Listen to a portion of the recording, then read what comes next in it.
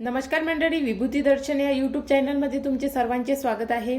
उद्या अष्टमी, नवरात्रीतला सर्वात महत्त्वाचा दिवस। या अष्टमी तिथीला दुर्गाष्टमी सुद्धा म्हणतात आणि या दिवशी माळ आहे 8वी। तर याविषयीची संपूर्ण माहिती आजच्या व्हिडिओमध्ये तुम्हाला देणार आहे। अष्टमीचा दिवस कोणता येते, अष्टमी तिथीचं पूजन कसं करायचं आणि अष्टमीचा दिवस इतका महत्त्वाचा का आहे आणि या दिवशी देवीची ओटी भरण्याचे महत्त्व का आहे, तर याची संपूर्ण माहिती आजच्या व्हिडिओमध्ये तुम्हाला देणार आहे। त्यामुळे व्हिडिओ तुम्ही शेवटपर्यंत बघा आणि विभूती दर्शन या यूट्यूब चॅनलवर जर तुम्ही नवीन भेट देत असाल तर चॅनलला सबस्क्राईब करा आणि बेल आयकॉनला प्रेस करून व्हिडिओला लाईक करून जास्तीत जास्त शेअर करा। चला तर व्हिडिओला सुरुवात करू। व्हिडिओला सुरुवात करण्याआधी थोडं कमेंट्स विषयी बोलते। मला बऱ्याचशा कमेंट्स आल्या होत्या की घट बसवला आहे किंवा आम्ही घट बसवत नाही, फक्त दिवा लावला आहे।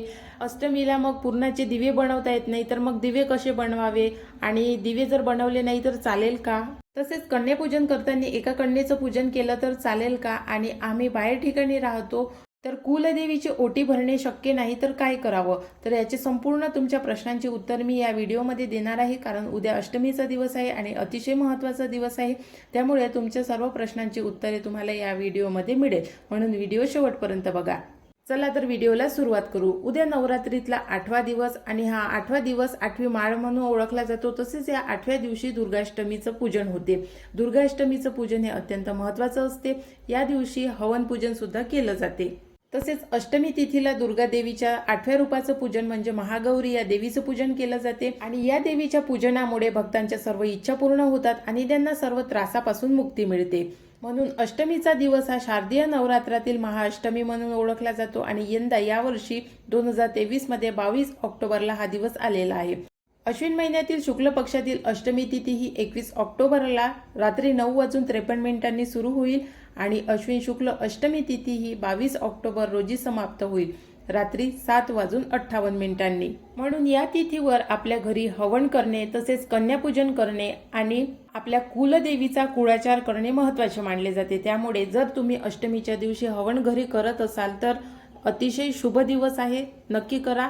आणि कन्यापूजन तर तुम्ही अष्टमीच्या दिवशी करायलाच पाहिजे। नवमी तिथीला केलं तरी चालेल। मग एका कन्येचं पूजन करायचं आहे, 2 कन्येचं पूजन करायचं आहे किंवा मग आपल्या घरी जर कन्या असेल तिचंच पूजन करायचं आहे तर कन्यापूजन करायचं आहे। तुम्हाला जितक्या जास्त कन्या मिळेल, 9 कन्यांचं विधान आहे। जर तुम्हाला 9 कन्या मिळाल्या तर अतिशय उत्तम, त्यांच्यामध्ये एक मुलगा असतोच। कन्यापूजनाचा संपूर्ण व्हिडिओ मी आपल्या चॅनलवरती टाकलेला आहे, जर तुम्ही तो बघितला नसेल तर नक्की बघा। आणि जर आजूबाजूला खरंच मुली नसतील, कन्या नसतील तर मग तुम्ही एका मुलीचं पूजन केलं तरी चालेल आणि एका मुलाचं सुद्धा पूजन करावं। तर अष्टमी तिथीला पूजन कसं करावं, पूजनाची संपूर्ण विधी काय आहे? देवी भागवत पुराणानुसार दुर्गा सप्तशतीचे मंत्र हे अष्टमीच्या दिवशी हवनाच्या वेळी दुर्गा सप्तशतीच्या 13व्या अध्यायाच्या मंत्रांचे पठण करण्याचे विधान आहे आणि हे मंत्र अत्यंत शक्तिशाली असल्यामुळे या मंत्राचं उच्चारण आपल्या घरामध्ये अवश्य व्हावं। आपल्या घरामध्ये दुःख, कष्ट, दारिद्र्य, आरोग्याविषयीचे प्रश्न किंवा एकमेकांचं पटत नसेल, पतीपत्नींचं पटत नसेल, मुलं बाळं ऐकत नसतील तर अशा सर्व समस्यांसाठी होम हवन करणे अत्यंत आवश्यक असते। म्हणजेच एकंदरीत अग्नी आपल्या घरामध्ये प्रज्वलित करून आपल्या ज्या समस्या आहेत त्या अग्नीमध्ये मंत्रोच्चाराने जाळल्या जातात किंवा त्या समस्यांची होम हवनामध्ये आहुती दिली जाते। म्हणून हे होम हवन अष्टमीच्या दिवशी केले जाते। आणि जर तुम्ही अष्टमीच्या दिवशी होम हवन करत नसाल तर देवीपुढे होम हवन केलं जाते। ज्या ठिकाणी देवी बसवली असेल त्या ठिकाणी अष्टमीच्या दिवशी मोठं होम हवन असते आणि प्रत्येकच ठिकाणी हे होम हवन केलं जाते। तर तुम्ही जर घरी होम हवन करत नसाल तर ते देवीपासचं जे होम हवन आहे तिथे जाऊन तुम्ही पूजन करावं। आणि जर हे होम हवन तुम्ही घरी करत असाल तर त्याची विधी काय आहे? तर पूर्व दिशेला चौकोनी विटा रचून यज्ञवेदी तयार करून घ्यावी। या यज्ञवेदीलाच होमकुंड सुद्धा म्हणतात किंवा यज्ञकुंड म्हणतात। आणि या यज्ञकुंडात चांगली शुद्ध माती, सुगंधित द्रव्ये टाकावेत। आणि जर हे यज्ञकुंड तुम्ही बनवलं नसेल तर मग पुजाऱ्याकडे यज्ञकुंड ऑलरेडी असते, त्यामध्ये या ज्या सर्व वस्तू आहे त्या टाकाव्या। तसेच यज्ञाच्या एका बाजूला एका चौरंगावर पूजा मांडून घ्यावी आणि त्या पूजनामध्ये आपल्या कुलदेवीचे टाक ठेवावे किंवा मग कुलदेवीचा फोटो किंवा मूर्ती असेल तर ते ठेवावी। आधी चौरंगावर लाल कपडा अंथरून घ्यावा, त्यावर तांदूळ ठेवावे आणि तांदूळाचे जर अष्टकमल काढत असाल तर अष्टकमल सुद्धा काढू शकता आणि त्यावर 2 कलश आपल्याला ठेवायचा आहे। एक पाण्याने भरलेला कलश आणि एक धान्याने भरलेला कलश, ज्यामध्ये तुम्ही तांदूळ किंवा मग गहू, पण शक्यतो तांदूळ ठेवले जाते, तर तुम्ही धान्याने भरलेला एक कलश ठेवावा. कलश स्थापन कसा करायचा असतो तर याचा सुद्धा व्हिडिओ आपल्या चॅनलवरती आहे. तर या व्हिडिओमध्ये जास्त माहिती सांगत नाही. तर जशी आपण पूजा मांडतो, घटाची पूजा मांडतो, त्याचप्रमाणे हे पूजा मांडायची आहे. फक्त इथे घट नाही आपल्याला मांडायचं आहे, पूजा मांडायची आहे. तर अशा प्रकारे पूजा मांडून घ्यायची आहे आणि त्यानंतर 5 विड्याची पाने ठेवून त्यावर विळा ठेवायचा आहे. तसेच एका ठिकाणी आणखी तांदूळ ठेवून गणपतीची प्रतिस्थापना करून घ्यायची आहे. म्हणजे त्यावर सुपारी, हळद कुंकू वाहून या सुपारीला गणपतीचं प्रतीक म्हणून याचं पूजन करायचं आहे.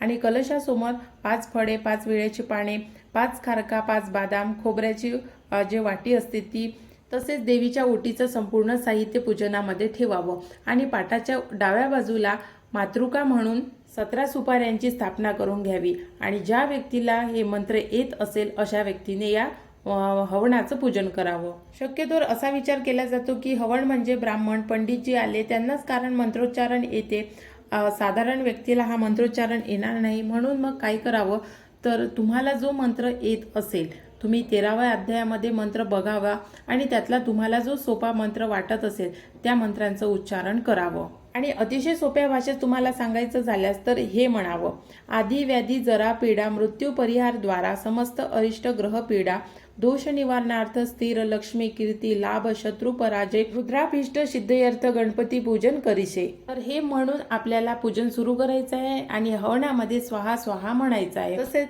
सप्तशती हवन संकल्प असा करायचा आहे: श्री महाकाली महालक्ष्मी महासरस्वती नवदुर्गा देवता प्रसन्नतार्थ रितापात सर्व बाधा प्रशमनार्थ सर्व दोष निवारणार्थ सर्व विध मनोरथ कामना सिद्धार्थ ब्राह्मण द्वारा श्री दुर्गा देवी प्रीतये दुर्गा सप्तशती मंत्रे यथाविधी हवनच करिशे. आणि अशा प्रकारची हवन संकल्पना करून देवीला महात्म्य दुर्गा सप्तशती ग्रंथाचे गंध पुष्प वाहून पूजन करावे. ओम नमो दैवे महादैवे शिवाय सतत नमः नमः प्रकृते भद्राय नियता प्रणता स्मताम अशा प्रकारचा मंत्र बोलून ओम गणगणपते स्वाहा या मंत्राची 108 वेळा आहुती द्यावी. तसेच ओम अंबिकाई स्वाहा या मंत्राची सुद्धा 108 वेळा आहुती द्यावी. आणि अशा प्रकारे मंत्रोच्चारण करून हवन पूजन करावं. तर अशा प्रकारे नवरात्रीच्या अष्टमी तिथीला हवन पूजन केलं जाते आणि हे हवन पूजन आपल्या सर्व समस्यांना मुक्ती देण्यासाठी असते. आणि तसेच या दिवशी आपल्या कुलदेवीचा सुद्धा कुळाचार करावा लागतो. आणि देवीचा कुळाचार करते वेळी काही स्त्रियांना पूर्णाचे दिवे जर येत नसेल तर त्यांनी साध्या कणकेचे दिवे बनवावे. आणि साध्या कणकेचे जरी दिवे येत नसेल तर जसे येते तसे निदान 5 दिवे तरी बनवावे. त्यानंतर मग देवीची ओटी कशी भरावी. जर तुम्ही बाहेर ठिकाणी राहत असाल आणि आपलं जे मेन ठिकाण आहे, आपलं देवीचं जे मंदिर आहे ते दूर असेल आणि तुम्ही तिथे जाणे शक्य नसेल तर मग आपल्या आजूबाजूला जिथेही देवीचं मंदिर असेल त्या मंदिरामध्ये जाऊन देवीची ओटी भरावी. आणि ज्या स्त्रियांनी घट बसवला नसेल, अखंड दिवा सुद्धा लावलेला नसेल तर त्यांनी सुद्धा देवीची ओटी भरावी, देवीचा कुळाचार करावा. आपली जे कुळदेवी आहे त्या कुळदेवीचं पूजन नवरात्रामध्ये तरी तुम्ही अवश्य करावं. आता आणखी एक प्रश्न येईल की आम्ही घट बसवला नाही तर होम हवन कसं करावं किंवा करावं की करू नये. तर आपापल्या इच्छेनुसार जर तुम्हाला होम हवन करायचं असेल तर तुम्ही करू शकता. आणि घट बसला पाहिजे किंवा अखंड दिवा असलाच पाहिजे असं नाही. अष्टमीच्या दिवशी आपण घरी पूजन करू शकतो, तर त्या पूजनामध्ये होम हवन सुद्धा करू शकतो. आणि ज्यांना होम हवन करणे घरी शक्य नाही अशा लोकांनी दुर्गादेवी जवळ होम हवन अष्टमीच्या दिवशी असतेच, तर तिथे जाऊन तुम्ही होम हवनाचं पूजन करावं. तर आशा करते ही महत्त्वपूर्ण माहिती तुम्हाला आवडली असेल. व्हिडिओ कसा वाटला कमेंट्स करून नक्की सांगा.